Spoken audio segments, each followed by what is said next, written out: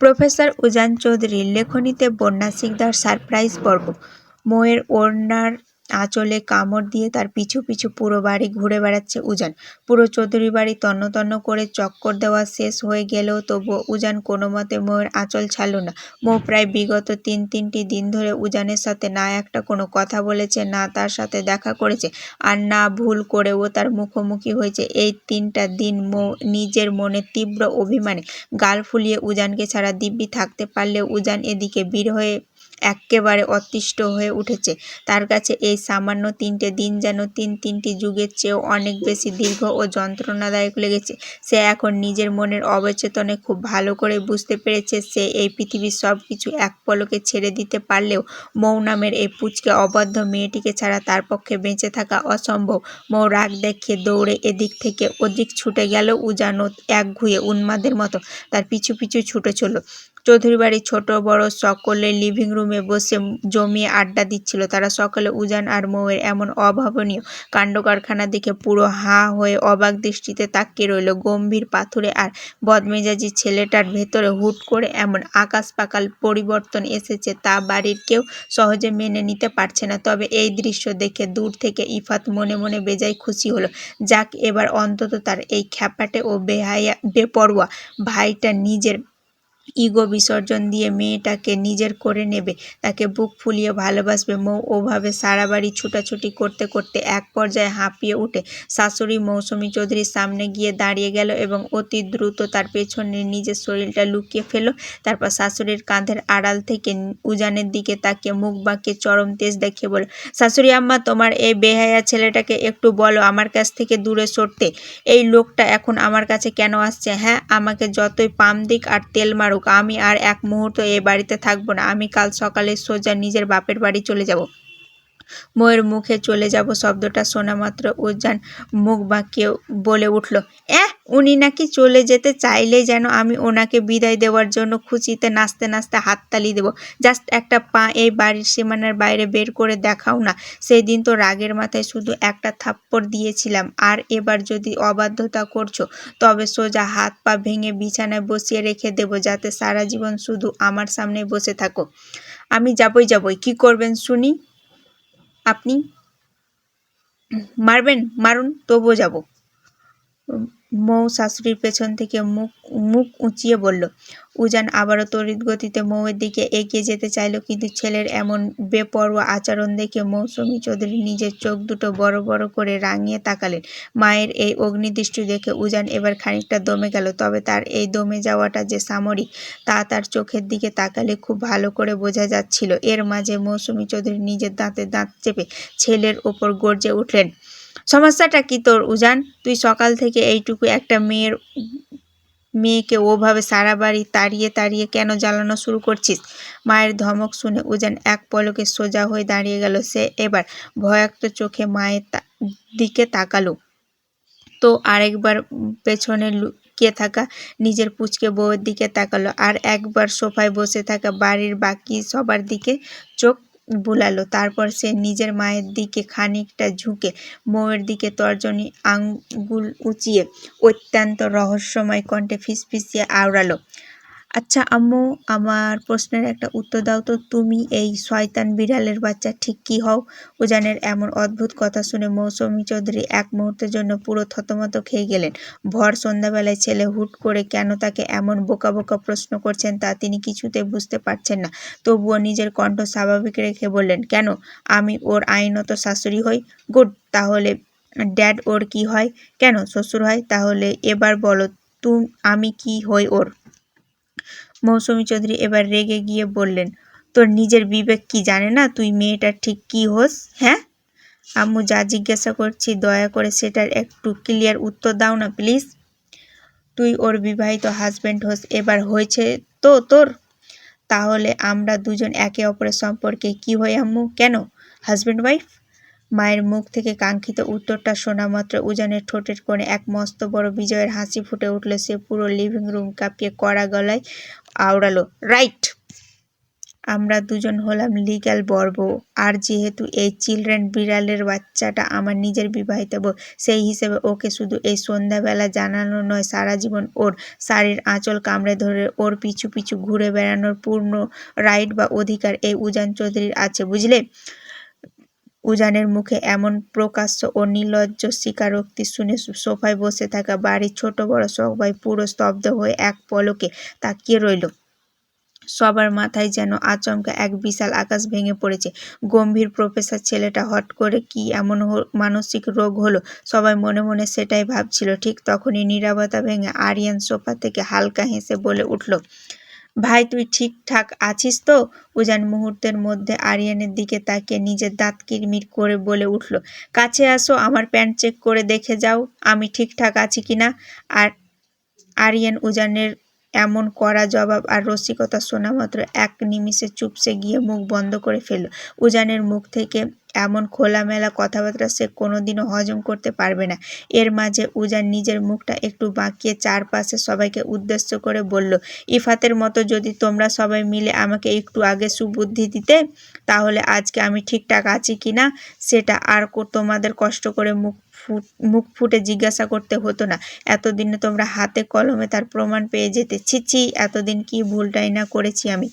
উজানের কথার ভেতরের আসল গুরু অর্থ বাড়ির বাকি সবার মাথার ওপর দিয়ে 5G গতিতে গেলেও এক কোণে বসে থাকা ইফাত কিন্তু ঠিকই পুরোটা বুঝতে পারল। তাই সে নিজের হাসির বেগ লুকাতে ঠোঁট কামড়ে চেপে ধরে আড়ালে হাসতে লাগলো। ততক্ষণে উজান আর কাউকে কোনো সুযোগ না দিয়ে এক ঝটকায় মায়ের পেছন থেকে মৌ-এর হাতটা শক্ত করে আঁকড়ে ধরে তাকে টেনে এক টানে নিজের চওড়া বুকের সাথে শক্ত করে মিশিয়ে নিল। তারপর মৌ-এর কানের কাছে মুখ এনে অত্যন্ত আদুরে ও উগ্রীব কণ্ঠে প্রতিধ্বনিত করল, হেই মাই লিটল সুইট পিচ্চি, অনেক রাত হয়েছে, এবার শান্ত মেয়ের মতো রুমে চলো দেখি। মৌ উজানের বুকে পিষ্ট হতে হতে ছটপট করতে লাগলো, যাব না আমি আপনার সাথে, ছাড়ুন আমাকে, একদম অমন পচা কথা বলবে না পিচ্চি, তাড়াতাড়ি রুমে চলো বলছি, এই 3টে দিন তোমাকে ছাড়া শান্তিমতো ঘুম আসেনি। মৌ নিজের মুখখানা চরম অভিমানে অন্যদিকে ঘুরিয়ে নিল। একে তো সে সেই ওই রাতের অন্যায় থাপ্পড়ের কথা এক মুহূর্তের জন্য ভোলেনি, তার ওপর এই লোকটা এখন সবার সামনে কোন মুখে এত বড় বড় অধিকার দেখাচ্ছে। মৌয়ের এই প্রকাশ্য অ্যাভয়েড করাটা উজান নিজের পুরুষালী ইগোতে আর নিতে পারল না। সে এক এক করে লিভিং রুমের উপস্থিত সবার দিকে তাকালো। তারপর হুট করে কোনো কিছু তোয়াক্কা না করে মৌয়ের নরম গালে নিজের ঠোঁট দুটো ছোঁয়ালো। উজান শুধু একটা চুমু খেয়েই ক্ষান্ত হলো না, পরপর সে অত্যন্ত ক্ষুধার্ত উন্মাদের মতো ধীরে পায়ে মৌয়ের সারা মুখমণ্ডল, কপাল আর চোখে অজস্র আদুরে চুমুতে ভরিয়ে তুলল। বাসার সবার সামনে উজানের এমন আচমকা কাণ্ড দেখে মৌ মুহূর্তের মধ্যে লজ্জা ও আতঙ্কে বরফের মতো জমে নিথর হয়ে গেল।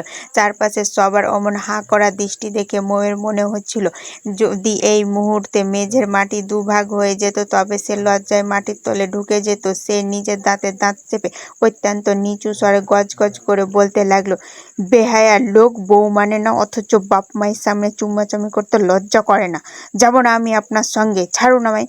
উজান এবার নিজের মুখটা আরো বেশি বাঁকিয়ে উত্তর দিল, বউ মানি আর নাই মানি, তবে লজ্জা টজ্জা আমার করে না। বেশি ছটপট করলে রুমে ঢোকার আগে বাকি কাজ এখানে সেরে ফেলবো, মাইন্ডেড। ছেলের মুখে এমন কথা শোনা মাত্র আরিফুন চৌধুরী সহ বাকি বয়স্ক বড়রা সবাই কাঁচতে কাঁচতে এক প্রকার বাধ্য হয়ে দ্রুত ডাইনিং রুম ত্যাগ করে চলে গেল। গম্ভীর ছেলেটা যে আচমকা এমন রোম্যান্টিক কাণ্ড করে বসবে তা বাড়ির কোনো সদস্য স্বপ্নেও ভাবেনি। বড়রা চলে যেতে আরিয়ান সোফায় শুয়ে হাসতে হাসতে বলে উঠল, বারে ভাই বা, এই তোর বউ না মানার আসল নমুনা। হ্যাঁ, দিন দুপুরে সবার সামনে বউয়ের সাথে কিচুমিচু করে বেড়াস আর আমাদের সামনে ভাব দেখাস তুই নাকি বউ মানিস না। হায় আল্লাহ, দিনের বেলাতে যদি তোর এই অবস্থা হয় তবে রাতে ঘরের দরজা বন্ধ করে না জানি তোরা দুজন কি কি করিস। আরিয়ানের এই ফাজলামির মাঝে হুট করে উজান এক ঝটকায় মৌকে নিজের দুই বাহুর মাঝে পাঁজা কোলে করে তুলে নিল। আচমকা শূন্য ভেসে ওঠায় মৌ তীব্র ভয়ে নিজের চোখ মুখ একদম খিচে বন্ধ করে ফেলল এবং বাঁচার তাগিদে উজানের শার্টের কলারটা নিজের ছোট ছোট হাত দিয়ে শক্ত করে খামচে ধরল। বউয়ের এমন ভয়াক্ত আদুরে রূপ দেখে উজান নিজের ঠোঁটের কোণে এক চিলতে মুচকি হাসি ফুটিয়ে তুলে সে মৌকে কোলে নিয়ে ধীরে পায়ে সিঁড়ি বেয়ে নিজের বেডরুমের দিকে উঠতে উঠতে আরিয়ানের উদ্দেশ্যে চেঁচিয়ে উঠল, সরি টু সে ভাইয়া, এখন কিন্তু মোটো দিন দুপুর নয়, এখন চারপাশ পুরো নিঝুম রাত। তাছাড়া বিয়ে যখন করে ফেলেছি তখন বউয়ের মন রক্ষা করতে গেলে একটু একটু কিছুমিছু তো করতে হবে, তাই না? এটা নিয়ে তোমরা এত রিয়াক্ট কেন করছো? এর জন্য তোমরা আবার আমাকে ভুল বোঝো না ভাই। জাস্ট বউয়ের মন রক্ষার খাতিরে যা হবে, আমি নিজে থেকে কিছু করব না, ট্রাস্ট মি। আমি এইটুকু ইনোসেন্ট বাচ্চা ছেলে, আমার দ্বারা কি ওই পচা কাজ পসিবল?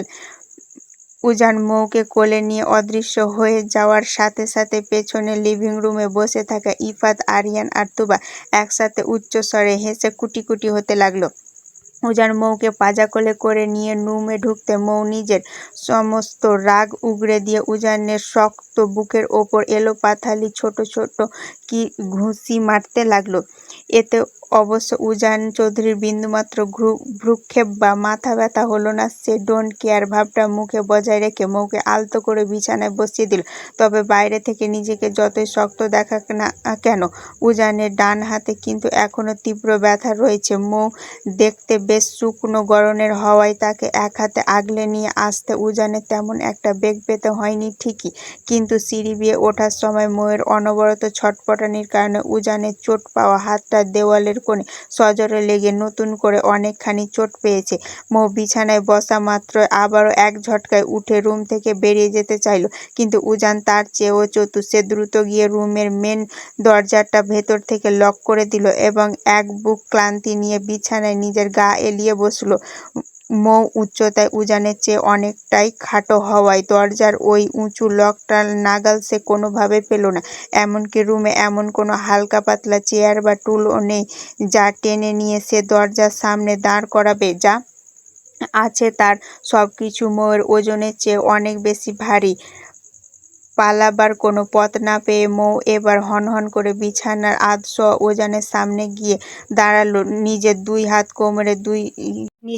কোমরে দুই হাত গুজে ও চোখ দুটো বড় বড় করে অত্যন্ত কর্কশ কণ্ঠে প্রতিধ্বনিত করলো, বেয়াদব পুরুষ, সবার সামনে অমন অধিকার ফলিয়ে নিজেকে কি প্রমাণ করতে চাইছেন? হ্যাঁ, আপনি কি ভাবছেন সবার সামনে অমন বেহায়াপনা করলে তাসফিয়া মৌ আপনাকে এক পলকে ক্ষমা করে দেবে? নো, নেভার, কোনোদিনও না। আব্বু কাল সকালেই এই বাড়িতে আমাকে নিতে আসবে আর আমি কালকেই আব্বুর সাথে নিজের বাপের বাড়ি চলে যাব। মৌয়ের মুখে বাক্যটা শেষ হতে পারল না, তার আগে উজান এক হ্যাঁচকা টানে মৌয়ের নরম হাতটা ধরে নিজের চওড়া ও উন্মুক্ত বুকের ওপর আছড়ে ফেল। আচমকা টানে মৌ সরাসরি উজানের ওপর এসে পড়তে উজান মৌয়ের কানের খুব কাছে নিজের ঠোঁট দুটো নিয়ে ফিসফিসিয়ে আওড়ালো, ওহ মাই লিটল সুইট বউ, তুমি নিজে চাইলেই তো আর এই উজান চৌধুরী তোমাকে এত সহজে তার এই খাঁচা থেকে যেতে দিচ্ছে না। মৌ উজানের বুকের বন্দিদশা থেকে নিজেকে ছাড়ানোর জন্য মরিয়া হয়ে ছটপট করতে লাগলো, আর বউয়ের এমন অবুঝ ছটপটানি দেখে উজান নিজের ঠোঁটের কোণে মুচকি মুচকি হাসতে লাগলো। সে নিজেও নিজের মনকে প্রশ্ন করে বুঝতে পারছে না, হুট করে এই সামান্য মেয়েটার মুখ থেকে চলে যাওয়ার কথা শুনে কেন তার নিজের বুকের ভেতরটা অমন তীব্র হাহাকার করে উঠেছিল। মৌয়ের প্রতি উজানের মনে মনে যে এক অদ্ভুত অলৌকিক অনুভূতির জন্ম হয়েছে তা আজ অনস্বীকার্য, কিন্তু কেন এই অনুভূতি, এর উত্তর উজান চৌধুরী নিজের কাছেও নেই। বিগত 2 বছর ধরে এই মেয়েটা তার পিছনে সারাদিন পাগলামি করার কারণে, নাকি সমাজ ও ধর্মের পবিত্র বন্ধনে আবদ্ধ হওয়ার টানে? তবে কারণ যাই হোক না কেন, উজান এখন নিজের মনের সমস্ত শক্তি দিয়ে চেষ্টা করবে নিজেকে পুরোপুরিভাবে এই মৌ নামক মায়ার মগ্ন করে ফেলার। আর কোনো কিছুর জন্য না হলেও এই নিষ্পাপ পিচ্চি মেয়েটার চোখের সমস্ত স্বপ্ন এবার সে নিজে পূরণ করবে। তাকে একটা সুখের ভালোবাসার উপহার দেবে, যদিও সে নিজে এখনো জানে না সে এই দায়িত্ব কতটুকু পালন করতে পারবে। এর মাঝে মৌ আবারও চেঁচিয়ে উঠল, ছাড়ুন বলছি, আমাকে একদম ছুঁবেন না। এই বলে মৌ তীব্র আতঙ্কে উজানের বাঁধন থেকে সরে আসতে চাইল, আর নিজেকে মুক্ত করার এই তাড়াহুড়োয় সে অসাবধানতাবশত উজানের সেই আঘাতপ্রাপ্ত হাতটার ওপর সজোরে একটা ঘুষি বসিয়ে দিল এবং তৎক্ষণাৎ উজান তীব্র যন্ত্রণা নিজের মুখমণ্ডল চরমভাবে বিকৃত করে ফেলল। একটু আগের দেওয়ালের চোটের ব্যথা এখনো কমেনি, তার ওপর আবার এই মেয়েটার শক্ত হাতের ঘুষি। মৌ দেখতে যতই শুকনো আর পাতলা হোক না কেন, রাগলে তার শরীরে অনেক জোর চলে আসে। উজান তা আজ হাড় মাসেই টের পেল। উজান ব্যথায় কুঁকিয়ে উঠল, আউচ! মৌ উজানের মুখ থেকে অমন যন্ত্রণার আওয়াজ শুনে এক ভয়াক্ত দৃষ্টিতে তাকালো। উজানের ব্যথায় নীল হয়ে যাওয়া মুখের দিকে তাকিয়ে তার বুকের ভেতরটা এক অজানা আশঙ্কায় কেঁপে উঠল। নিজের অজান্তে উজানকে ওভাবে এত বড় আঘাত দিয়ে ফেলায় মৌয়ের নিজের ওপরই এখন ভীষণ রাগ হতে লাগলো।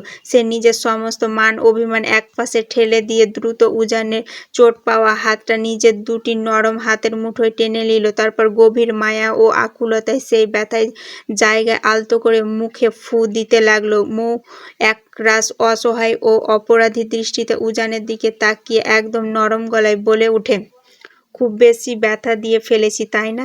I am really sorry. আমি সত্যি বুঝতে পারিনি। প্লিজ আমাকে ক্ষমা করে দিন।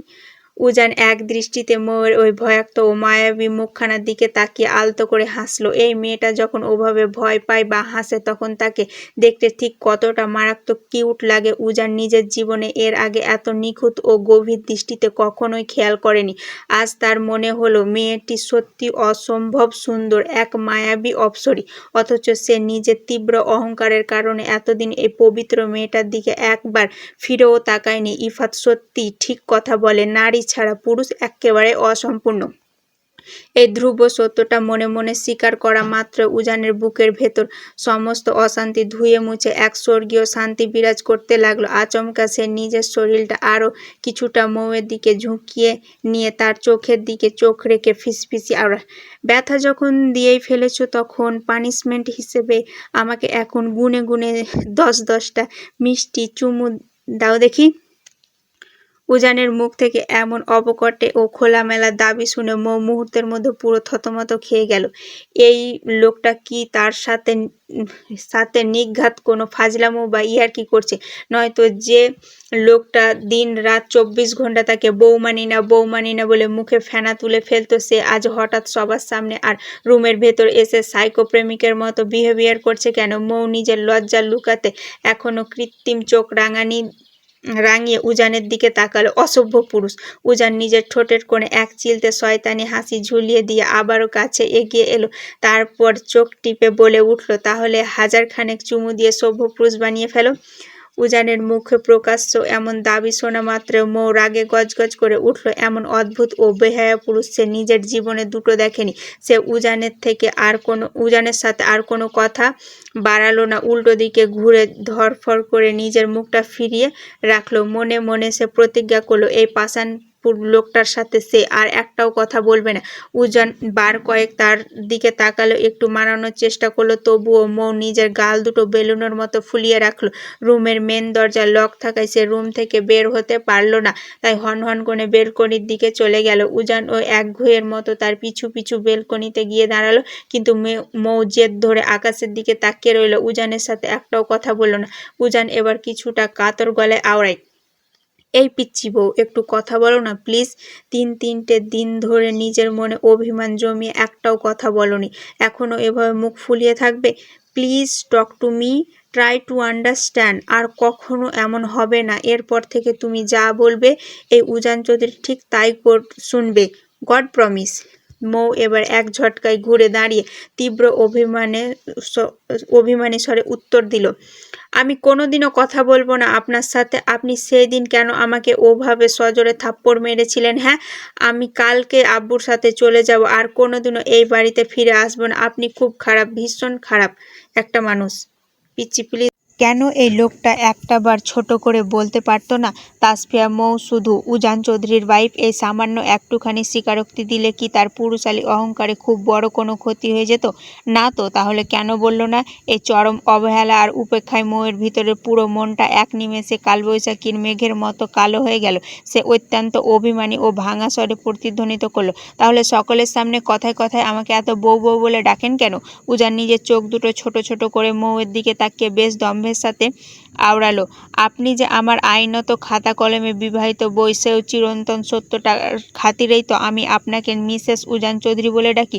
ও, তার মানে শুধু খাতা কলমের জোর আছে বলে আজ সবার সামনে এত বড় বড় অধিকার দেখাচ্ছেন আর নিজের বউ বলে দাবি করছেন? মন থেকে তো কিছুই না। মৌয়ের গলায় সেই বিষাদ মাখা সুরটা উজানকে কেমন যেন ভেতর থেকে নাড়িয়ে দিল। তাই মৌয়ের ওই আবেগঘন কথাটি এক ঝটকায় এড়িয়ে যাওয়ার জন্য উজান দ্রুত মৌয়ের নরম হাতটা নিজের শক্ত মুঠোয় আঁকড়ে ধরল। তারপর নিজের কণ্ঠস্বর কিছুটা দৃঢ় ও গম্ভীর করে বলে উঠল, পেটে প্রচণ্ড খিদে পেয়েছে পিচ্চি, ফাস্ট চলো। খিদে পেটেই পায়, মাথায় নয়। মৌ মুখ বাঁকিয়ে কথাটি বলল। উজান তার সেই অভিমানী মুখের দিকে তাকিয়ে মনের ভেতর এক চিলতে মুচকি হাসল।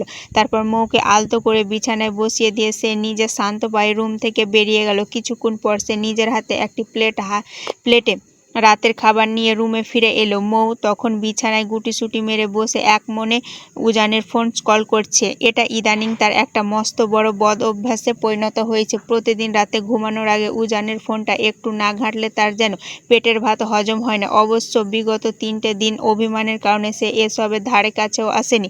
এমনকি উজান নিজেও কখনো এই ফোন ঘাঁটাঘাঁটি নিয়ে মৌকে একটা কথাও বলে না, বরং মনে মনে বেশ উপভোগই করে। উজান প্লেট হাতে নিয়ে মৌয়ের পাশে এসে বসা মাত্র ততক্ষণে মৌ হুট করে বাঘিনীর মতো উজানের সুস্থ হাতটায় সজোরে এক কামড় বসিয়ে দিল। আচমকা এমন পৈশাচিক কাণ্ডে উজান চৌধুরী কিছুটা ঘাবড়ে গেল। এই পুচকে মেয়েটা কখন যে কি অদ্ভুত কাণ্ড করে বসে তা বোঝা সাধারণ মানুষের ক্ষমতার বাইরে। উজান নিজের চোখ দুটো বড় বড় করে শুধালো, পিচ্চি তুমি আমার হাতে ওভাবে কামড় দিলে কেন? মৌ এবার কাঁদো কাঁদো ফেস করে ফোনের স্ক্রিনটা উজানের চোখের সামনে ধরে বলল, আপনাকে শিরিন আর ললিতা ডাইনি কেন এই মাঝরাতে ফোন করেছে শুনি? আবার ইনবক্সে কতগুলো মেসেজও পাঠিয়েছে। আপনি কি তলে তলে ডাবল টেম্পো চালাচ্ছেন? হ্যাঁ, আপনার একটুও লজ্জা করে না ঘরে এমন সুন্দরী বউ থাকতে বাইরের অন্য নারীদের দিকে ওভাবে নজর দিতে? এত সুন্দর, কিউট আর ইনোসেন্ট একটা বাচ্চা মেয়েকে এভাবে মনে কষ্ট দিতে আপনার একটুও বাধল না? মৌয়ের মুখে এমন তীব্র জেলাসি দেখে উজান এবার নিজের শরীরটা আরও খানিকটা মৌয়ের দিকে ঝুঁকিয়ে আনলো। দুজনের তপ্ত শ্বাস প্রশ্বাস এক পর্যায়ে এক হয়ে মিলে যাচ্ছিল। ঠিক তখনই উজান চোখের দিকে চোখ রেখে ফিসফিসিয়ে আওড়ায়, শুনেন মিসেস চৌধুরী, উজান চৌধুরী আপনাকে নিজের বউ নাইমা মানতে পারে, তবে তার ক্যারেক্টার কিন্তু এতটা লুজ নয় যে নিজের নারী ব্যতীত পৃথিবীর অন্য কোনো নারীর দিকে কোনো দিনও নজর দেবে না। Just minded. উজানের মুখে পার্সোনাল প্রপার্টি শব্দটা শুনে মৌ বেশ কিছুক্ষণ ফ্যালফ্যাল করে বোকার মতো তাকিয়ে রইল। উজানের কথা দৃঢ় অর্থ বোঝার আগে উজান তড়িঘড়ি করে বলে উঠল, পিচ্চি প্লিজ ফোকাস অন মি। পেটে প্রচণ্ড খিদে পেয়েছে, তাড়াতাড়ি একটু খাইয়ে দাও, নয়তো খিদের জন্য মরেই যাব। এই দেখো আমার পেটের অবস্থা।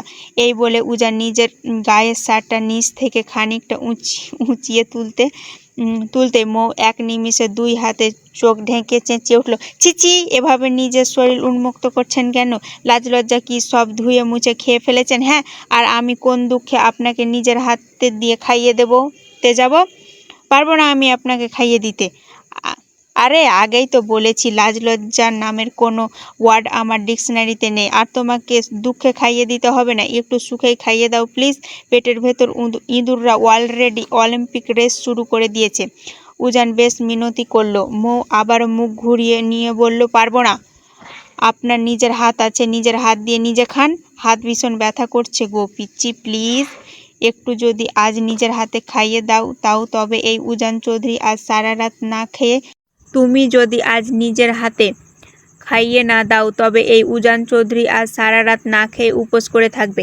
আপনি যা ইচ্ছে করুন, তাতে আমার কি? পরীক্ষায় যখন আমাকে একটুখানি পাস করিয়ে দেওয়ার ক্ষমতা বা ইচ্ছা আপনার নেই, তাহলে আমি কেন শুধু আপনাকে খাইয়ে দিয়ে সাহায্য করতে যাব শুনি? মৌ সুযোগ বুঝে কথাটা বলল। উজানকে এক দৃষ্টে ফ্যালফ্যাল করে তাকিয়ে থাকতে দেখে মৌ আর চোখে বেশ কয়েকবার উজানের মুখের অবস্থা পর্যবেক্ষণ করলো। তারপর মৃদু স্বরে আলতো করে আওড়ালো, সুযোগ কিন্তু এখনও হাতছাড়া হয়নি প্রফেসর সাহেব, রাজি কি না ঝটপট বলুন। থাক, লাগবে না আমার তোমার হাতের খাওয়া দাওয়া। আস্ত একটা বজ্জাত মেয়ে, সামান্য একটুখানি খাইয়ে দেবে তার জন্য নিজের বরের কাছ থেকে এভাবে ব্ল্যাকমেল করে ঘুষ চাই। উজান কিছুটা অভিমানী সুরে বলল। কথাটা বলে উজান যখন বিছানায় শুয়ে ঘুমানোর প্রস্তুতি নিতে গেল, মৌ এক ঝটকায় তার হাত ধরে তাকে আটকে দিল। হয়েছে, আর অমন ঢং করতে হবে না। সামান্য একটু পাস করিয়ে দেওয়ার কথা বলেছি, তা নিয়ে ওনার কত নাটক। লাগবে না আমার আপনার পাস। পরীক্ষার হলে না হয় নতুন কয়েকটা হ্যান্ডসাম বয়ফ্রেন্ড বানিয়ে তাদের খাতা দেখে দেখে পাস করে নেব, তবু আপনাকে আর কোনো দিনও বলবো না। এবার রাক্ষসের মতো বড় করে হাঁ করুন তো দেখি। এরপর অত্যন্ত পরম যত্ন সহকারে মৌ নিজের হাত দিয়ে উজানকে লোকমা তুলে খাইয়ে দিতে লাগলো। উজান নিজের ভাগের অর্ধেক খাওয়ার পর বাকি অর্ধেকটা মৌকে খাওয়ার জন্য জোর করলো এবং মৌ কোনো প্রকার দ্বিধাদ্বন্দ্ব ছাড়াই উজানের এঁঠো প্লেটে বাকি খাবারটুকু নিজের মুখে পুরে নিল। বউয়ের ওভাবে খাওয়ার দৃশ্য দেখে উজান নিজের ঠোঁটের কোণে মুচকি হাসল। সে মুরব্বিদের মুখে বহুবার শুনেছিল, একই প্লেটে স্বামী স্ত্রী একসাথে ভাগ করে খাবার খেলে নাকি তাদের ভেতরে পারস্পরিক ভালোবাসা ও মায়া বহুগুণ বেড়ে যায়। আর উজান চৌধুরী আজ সেই ভালোবাসার গভীরতাটুকু পরীক্ষা করে দেখতে চাইল। খাওয়া শেষ হতে উজান বিছানা ছেড়ে উঠে দাঁড়ালো। রাত এখন অনেকটাই গভীর, তবে রুমের ভেতর এসি চলা সত্ত্বেও তার শরীরটা কেমন যেন প্রচণ্ড গরমে ঘামছে। গরম জিনিসটা যেন একদম সহ্য করতে পারে না। দিন রাত মিলিয়ে কম হলেও 4-5 বার শাওয়ার নেওয়া তার পুরনো অভ্যাস। মৌ বিছানায় বসে নিভু নিভু ক্লান্ত দৃষ্টিতে উজানের গতিবিধির দিকে তাকিয়েছিল। হঠাৎ উজান কোনো ভূমিকা না করে সরাসরি মৌয়ের সামনে গিয়ে নিজের গায়ের শার্টের বোতামগুলো এক এক করে খুলতে শুরু করলো। উজানের এমন অপ্রত্যাশিত কাণ্ড দেখে মৌয়ের মাথায় এক আচমকা মস্ত বড় এক আকাশ ভেঙে পড়ল। সে এক বুক আতঙ্ক আর ভয়াক্ত দৃষ্টিতে তাকিয়ে কাঁপা গলায় প্রশ্ন করলো, আপনি শার্ট খুলছেন কেন? কথাটা শুনে উজান নিজের ঠোঁটের কোণে এক বাঁকা শয়তানি হাসি ঝুলিয়ে নিল। মৌ এসে ভয়াক্ত ও নিষ্পাপ মুখের দিকে তাকালে আজকাল তার ভেতরের কেমন এক অদ্ভুত কৌতূহল বোধ কাজ করে। মেয়েটা আরেকটু ভয় দেখানোর জন্য সে নিজের ঠোঁট কামড়ে বলে উঠল, এই রাতের বেলায় শার্ট কেন খুলছি বুঝতে পারছো না? মৌ নিজের শুকিয়ে যাওয়া মুখের ভেতর কোনো মতে এক ঢোক গিলে অবশ হয়ে রইল। একে তো এই লোকটাকে এখন তার মারাত্মক ভয় লাগছে, তার ওপর সে শার্টের বোতাম খুলতে খুলতে ক্রমশ তার দিকে এগিয়ে আসছে। মৌয়ের প্রাণ পাখি যেন এই মুহূর্তে খাঁচা ছেড়ে উঠে যাওয়ার জন্য ছটফট করছে। এমন বিপজ্জনক পরিস্থিতিতে পড়তে হবে জানলে সে নিচে কান্না করে হলেও নিজের শাশুড়ির আঁচল ধরে ওখানে ঘুমিয়ে পড়ত। কিন্তু এই অবরুদ্ধ রুমে এখন কি করবে সে কিছুই বুঝতে পারল না। সে আবারও কাঁপতে কাঁপতে বলে, আপনি আমার দিকে এগিয়ে আসছেন কেন? পুরুষ মানুষ বউয়ের কাছে কেন এগিয়ে আসে শুনি? কথাটা শেষ করে উজান রসিকতা করে মৌকে এক চোখ টিপি দিল। উজানের ওই চোখের ইশারা বা ফ্ল্যাটিং করা দেখে মৌয়ের কপালে বিন্দু বিন্দু ঘাম জমে উঠল। তার মাঝে উজান নিজের গা থেকে শার্টটা পুরোপুরি খুলে এক ঝটকায় তা মৌয়ের মুখের ওপর ছুঁড়ে মারল এবং তার মুখের খুব কাছাকাছি নিজের চাওড়া শরীরটা ঝুঁকিয়ে আনলো। উজানের এমন চরম আক্রমণাত্মক রূপ দেখে মৌ আর নিজেকে সামলাতে পারল না। সে নিজের 2 হাত দিয়ে শক্ত করে নিজের চোখ দুটো বন্ধ করে চেঁচিয়ে উঠল, শাশুড়ি আম্মা বাঁচাও! মৌয়ের চিৎকার শোনা মাত্র উজান নিজের চোখ দুটো বড় বড় করে রেগে তাকালো। ভাগ্যিস তার এই বেডরুমটা পুরোপুরি সাউন্ড প্রুফ, নয়তো এতক্ষণে মৌয়ের এই মরণ চিৎকার শুনে বাড়ির ছোট বড় সবাই দরজা ভেঙে ভেতরে চলে আসতো। নিজের এক ঝটকায় মৌয়ের মাথার পিছন থেকে টাওয়ালটা নিজের হাতে টেনে নিয়ে হুঙ্কার ছাড়ল, হোপ বেটি চুপ করো! মাথায় এমন নোংরা চিন্তা নিয়ে ঘুরে বেড়াও? এক থাপ্পড় দিয়ে মাথার সব আজাইরা চিন্তা বের করে ফেলবো। আমি জাস্ট টাওয়াল নিতে এসেছি আর উনি কি সব ভেবে বসে আছে? ছি, অশ্লীল মেয়ে! মৌ এক মুহূর্তের জন্য পুরো থতমত খেয়ে গেল। মানল সে একটু মাঝে মধ্যে এক কাঠি বেশি বোঝে, তাই বলে নিজের ঘরের বউকে এভাবে কথা শোনাবে? এই পাষাণ লোকটার বুকে কি এইটুকু মেয়ের জন্য একটুও মায়া দয়া নেই? এর মাঝে উজান নিজের স্বভাব সলুল ধূপধাপ পা ফেলে শাওয়ার নিতে চলে গেল। উজান বাথরুমে ঢোকা মাত্র মৌ সুযোগ বুঝে টুপুস করে এক প্রকার পালিয়ে রুম থেকে বেরিয়ে গেল। সে নিজের ছোট ছোট পা ফেলে করিডোর দিয়ে হেঁটে সোজা তুবা আর আরিয়ানের রুমের সামনে গিয়ে দাঁড়ালো এবং দরজায় টোকা দিয়ে মৃদু ডাক দিল। এদিকে আরিয়ান অনেক কাঠখড় পুড়িয়ে কতগুলো মিষ্টি কথা বলে মাত্রই তুবার রাগ ভাঙিয়ে তার একটু কাছাকাছি এসেছিল। ঠিক অমনি বাহির থেকে মৌয়ের সেই চেনা কণ্ঠ ডাক শুনে সে এক বুক বিরক্তি নিয়ে দরজার দিকে তাকালো। বাইরে থেকে আবারও ফের কয়েকবার ডাক পড়তে আরিয়ানের ঠোঁটের কোণে সে রোম্যান্টিক হাসি এক নিমিষে উধাও হয়ে গেল। সে খুব ভালো করে বুঝতে পেরেছে এই গভীর রাতে মৌ কেন উজানের রুম ছেড়ে এখানে হানা দিয়েছে। আরিয়ানের এমন চরম অসহায় ও কাচুমাচু মুখ দেখে তুবা নিজের হাসি আর ধরে রাখতে পারল না। সে নিজেকে আরিয়ানের শক্ত বাহুর বন্ধন থেকে মুক্ত করে হাসতে হাসতে বলল, যাও যাও, দরজাটা খুলে দাও গিয়ে। আরিয়ানের মুখ মুহূর্তের মধ্যে ফুসকুড়ি দেওয়া বেলুনের মতো চুপসে গেল। সে চরম ক্ষোভে আওড়ায়, তুমি এটা বলতে পারলে জান? আমি কত কষ্ট করে বউটার অভিমান ভাঙিয়ে মাত্র এইটুকু কাছে এসেছি, অমনি উজানের ওই পুচকে বউ আমাদের প্রেমের মাঝে কাবাব মে হাড্ডি হতে চলে এলো। আমি কোনো জন্ম দরজা খুলব না। আমি আজ এই রাতে আমার বউকে একদম নিজের করে কাছে পেতে চাই, বাস। ইস, ওনার কত শখ। যাও, বেশি কথা না বাড়িয়ে দরজাটা খোলো দেখি। পারবো না আমি দরজা খুলতে। নিজের জ্যান্ত জামাইয়ের রুম থেকে এখানে আমার পার্সোনাল লাইফে ব্যাগরা দিতে এসেছে। কতদিন পর আজ বউকে নিজের করে কাছে পাচ্ছি বলো তো। আরিয়ানের বেশ মন খারাপ করে বলল। তুবা এবার চোখ রাঙিয়ে তাকালো। লজ্জা শরমের মাথা ধুয়ে খেয়ে ফেলেছো, হ্যাঁ? বাহ, যা বাবা, নিজের বউয়ের কাছে আবার কিসের লজ্জা? তুমি জাস্ট একদম চুপ করে বিছানায় বসে থাকো তো। মৌ একটু পর ভেতর থেকে কোনো সাড়া না পেয়ে এমনিতেই চলে যাবে, আর ও চলে গেলে আমি আমার বউকে আবার। আরিয়ানের মুখের বাকি কথা শেষ হওয়ার আগে তুবা বিছানা থেকে নেমে দরজার দিকে হাঁটতে শুরু করলো। তা দেখে আরিয়ান বিছানার ওপর থেকে চেঁচিয়ে উঠল, এই বউ না, প্লিজ এমনটা করো না। কিন্তু তুবা তার কোনো কথাই শুনল না। সে দ্রুত গিয়ে রুমের মেন দরজাটা খুলে দিল, আর সাথে সাথে মৌ এক ঝটকায় ঝড়ের বেগে রুমের ভেতর ঢুকে পড়ল।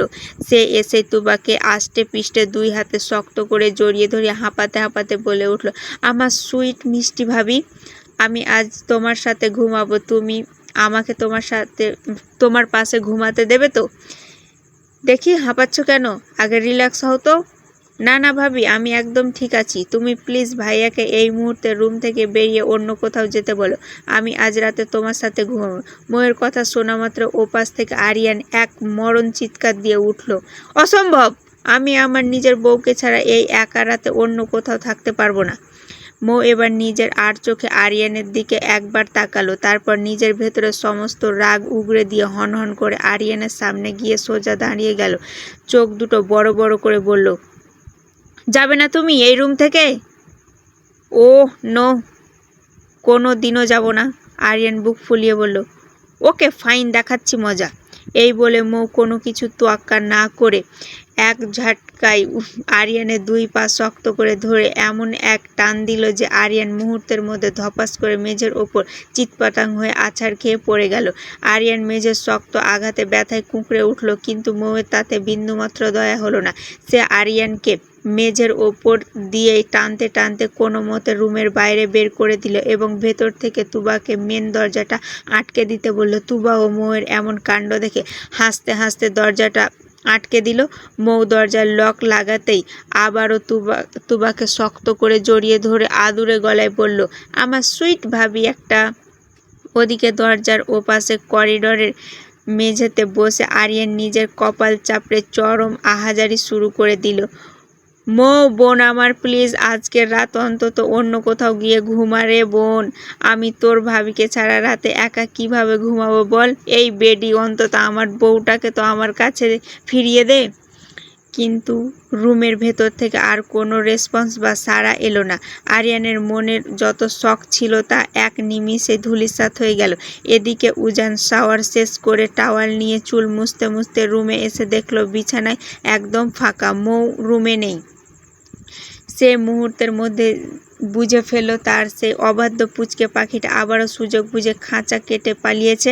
কথাটা ভাবতে তার মেজাজটা এক্কেবারে সপ্তমে চড়ে গেল। সে ক্যাবিনেট থেকে দ্রুত একটি টি শার্ট বের করে কোনো রকম গায়ে জড়িয়ে এক বুক রাগ নিয়ে নিজের কক্ষ ত্যাগ করলো।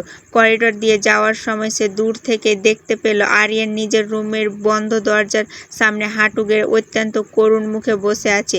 উজান তার সেই দশা দেখে ধীরে পায়ে এগিয়ে গেল, তারপরে ঠোঁটের কোণে তাচ্ছিল্যের হাসি ফুটিয়ে উপহাসের সুরে আওড়ালো, ভাইয়া ভাবি বুঝি আজ মাঝরাতে লাথি মেরে তোমাকে রুম থেকে বের করে দিয়েছে? উজানের অমন রসাক্ত কথা শোনা মাত্র আরিয়ান এক ঝটকায় সোজা হয়ে দাঁড়িয়ে উজানের পিঠের ওপর সজোরে এক কিল বসিয়ে দিল, আর দাঁত কিরমির করে বলে উঠে, চুপ করই তোর ছেলে। আমার বউ বড্ড ভালো, সে অন্তত তোর মতো নয়। তুই কেমন পুরুষ মানুষ রে, যে নিজের ঘরের এইটুকু একটা বউকে নিজের কাছে আটকে রাখতে পারিস না? বউটাকে যেই না একটু রোম্যান্স করার জন্য কাছে পেলাম, অমনি তোর ওই ডাকাত বউ এসে আমার সব শখ চাঙ্গে তুলে দিল। এখন আমি এই রাতে বউ ছাড়া কিভাবে একা একা থাকবো বল? উজানের জোড়া ভ্রু এবার কুঁচকে উঠল। সে অবাক হয়ে জিজ্ঞাসা করলো, তার মানে আমার পিচ্চি বউটা এখন তোমার রুমে? হ্যাঁ রে ভাই, হ্যাঁ হ্যাঁ রে ভাই, তাড়াতাড়ি তোর ওই আপদ বউকে নিজের কাঁধে তুলে নিয়ে যা এখান থেকে, আমাকে বাঁচা। আরিয়ান অনুরোধ করল। উজান মুহূর্তেই নিজের ঠোঁটের কোণে এক বাঁকা শয়তানি হাসি ফুটিয়ে তুলল। সে খুব ভালো করে বুঝতে পারল যে আরিয়ান এখন মস্ত বড় এক বিপাকে পড়েছে। সে সুযোগ বুঝে বলে উঠল, বউ আমি এখনই নিজের দায়িত্বে নিয়ে যেতে পারি ভাইয়া, তবে তার জন্য আমি কি পাবো শুনি? হোয়াট? তোর নিজের বউ তুই নিজের রুমে নিয়ে যাবি, তাতেও আমাকে তোকে ঘুষ দিতে হবে? ওকে, তাহলে দিতে হবে না, আমি চললাম ঘুমাতে, তুমি এখানে দরজার বাইরে বসে রাত কাটাও। উজান উল্টো ঘুরে চলে যাওয়ার জন্য পা বাড়ালো।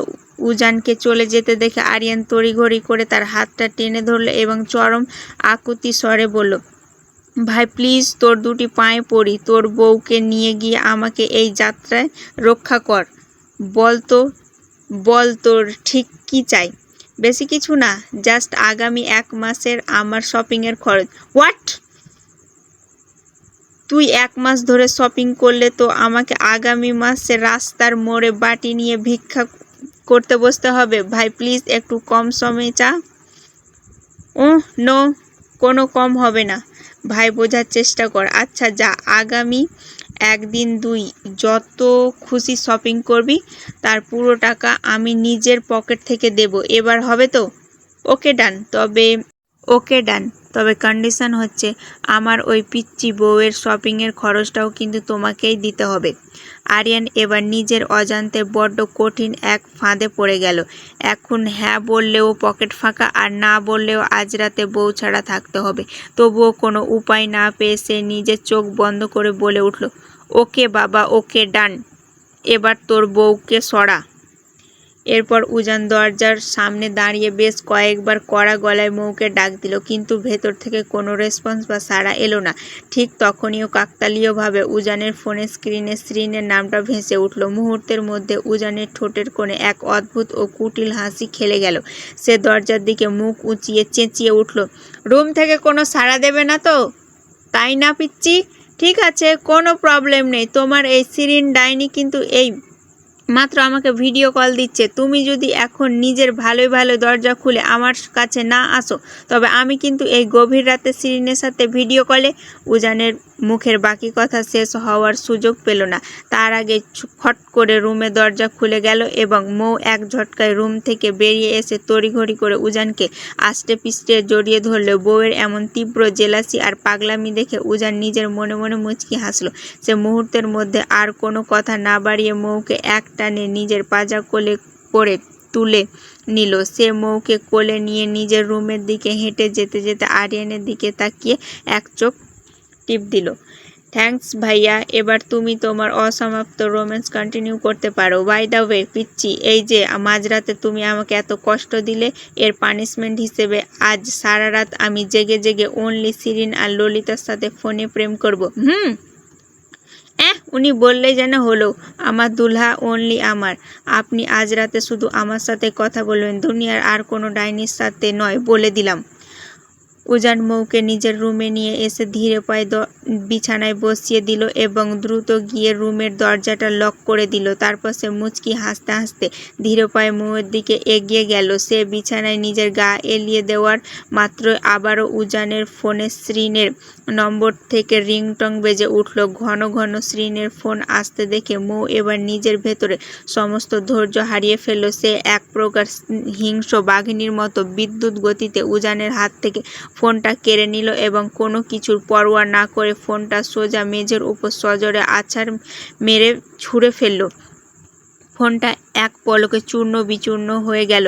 তারপর সে তীব্র গতিতে উজানের চওড়া বুকের উপর নিজের শরীরের সমস্ত ভার ছেড়ে দিয়ে তার গলাটা 2 হাতে শক্ত করে জড়িয়ে ধরল। সে নিজের লাল হয়ে যাওয়া চোখ দুটো তুলে উজানের চোখের দিকে চেয়ে চরম শাঁসানির গলায় শুধালো, আমাকে আর বেশি রাগাবেন না বলে দিচ্ছি, নয়তো সত্যি সত্যি কোনো একদিন আপনাকে আমি নিজের হাতে কুরবানি দিয়ে দিব।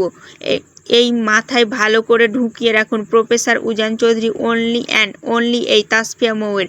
তাসফিয়া মৌ নিজের জীবনে সব কিছু ভাগ করতে পারলেও নিজের স্বামী অন্য কোনো ডাইনির সাথে কোনোদিনও শেয়ার করা বা করবে না, জাস্ট মাইন্ড ইট।